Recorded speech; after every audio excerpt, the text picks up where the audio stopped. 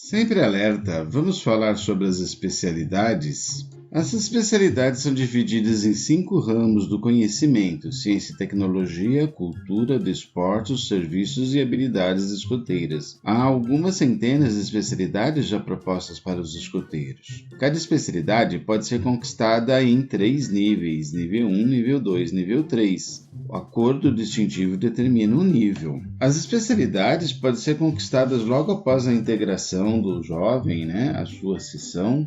E o processo é assim: o garoto demonstra interesse na especialidade, conversa com o chefe ou com seu monitor, o monitor leva a questão para o chefe e o chefe vai definir um examinador, alguém que vai acompanhar esse processo com o jovem. Assim que o examinador der o ok, o chefe de sessão pode propor para a diretoria que conceda o distintivo de especialidade. A concessão da especialidade é sempre pela diretoria, não é o chefe que concede. Na verdade, não vejo muito motivo para a diretoria não conceder uma especialidade a que o chefe já avaliou, já propôs. Porém, é importante que seja feito esse passo até para que a diretoria possa acompanhar como é que estão acontecendo as especialidades em cada sessão.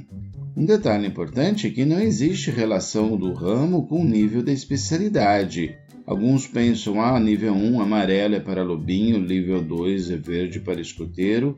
Não, os 3 níveis são independentes do ramo.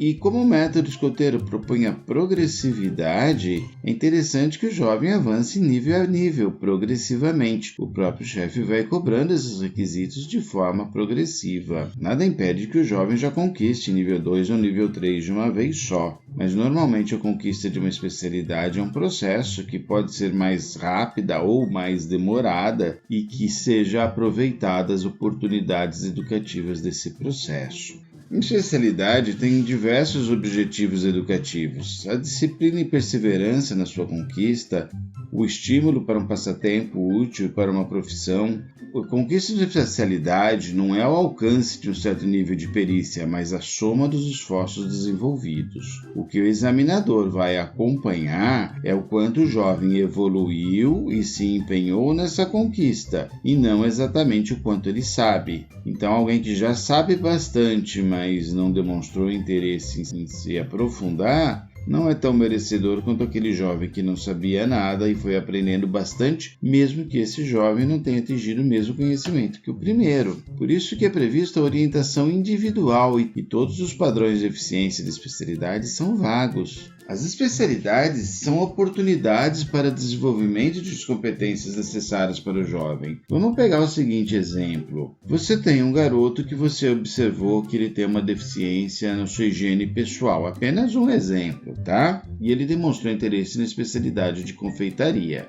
O garoto falou com você, chefe de sessão, e você foi procurar o examinador. Você conhece uma pessoa que ela trabalha profissionalmente com confeitaria. É uma opção.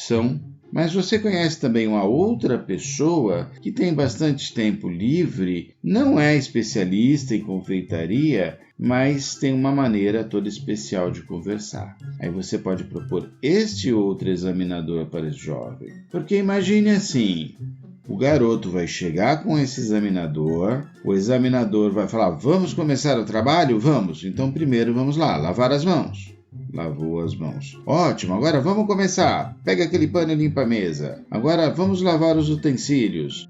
E agora vamos fazer o nosso doce, o nosso confeito. E assim por diante. Se ele aprender mais ou menos sobre confeitaria, ótimo, mas é muito mais importante que ele adquira aquela competência para a higiene pessoal. A mesma oportunidade vai aparecer em todas as especialidades. Você pode cobrar organização para uma especialidade de coleções, você pode cobrar o disciplina e compromisso na especialidade de criação de animais de estimação. Isso são apenas exemplos. O importante é que você, chefe de sessão, converse com o examinador antes para determinar quais são os objetivos de vocês com aquela especialidade do jovem. Percebe como o método escoteiro está bastante presente aqui. O jovem vai conquistar a especialidade realizando atividades, com a orientação individual do seu examinador e de maneira progressiva. Inclusive, a maneira de se cobrar os itens deve ser progressivo. Você não vai cobrar a primeira especialidade do escoteiro com o mesmo rigor que você vai cobrar a 10ª especialidade dela. Você não vai cobrar o primeiro item como o mesmo rigor que você vai cobrar o 10º item.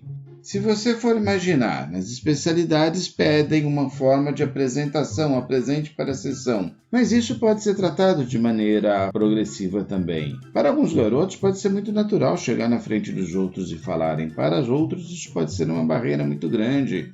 Então você vai propor, primeiro, que ele comece naquilo que ele tenha com um certo conforto. Se ele é mais fácil para ele gravar um vídeo, ele apresenta na forma do vídeo. Se ele prefere fazer um cartaz ou brincar com um jogo, você dá essa opção. Nos itens seguintes e nas especialidades seguintes, você vai fazendo propostas novas para ele. É importante que ele aprenda a falar em público, é importante que ele aprenda a se expressar também. É importante se ele aprenda a usar o computador, se ele tem essa necessidade, ou que ele aprenda a escrever à mão. Você, primeiro, deve sempre confiar no escoteiro, mas, segundo, propor desafios novos. Você vai levar ele a iniciar a especialidade na zona de conforto dele, para que ele sinta segurança, para que ele saiba fazer, e a partir daí você vai deslocando, você vai colocando novas propostas para ele desenvolver habilidades novas. E lembre-se sempre, atividades práticas, sempre que possível. O escoteiro faz coisas. Com isso fica claro perceber o que não se deve fazer. Um jovem não pode chegar ao chefe e falar, tenho essa especialidade pronta. Ele tem que realizar os itens junto com o examinador, sob orientação do examinador. O chefe não pode recomendar uma especialidade como resultado da participação em atividade. Olha, todo mundo que vier nessa atividade, a gente vai fazer um passeio de bicicleta e todo mundo recebe a especialidade em nível tal. Não é assim. Ele pode ter aprendido e se interessado pelo assunto na atividade. Agora, para conquistar a especialidade, ele demonstra isso, ele desenvolve isso. Muito cuidado também com as oficinas de especialidades.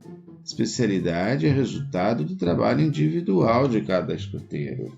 Aonde você pode entender melhor sobre especialidades? Eu recomendo você ler o Guia do Chefe Escoteiro, de Baden-Powell, e o Guia de Especialidades. Leia aquela introdução, é muito importante para entender como se deve trabalhar as especialidades. Relacionado com as especialidades, existem as insígnias da modalidade.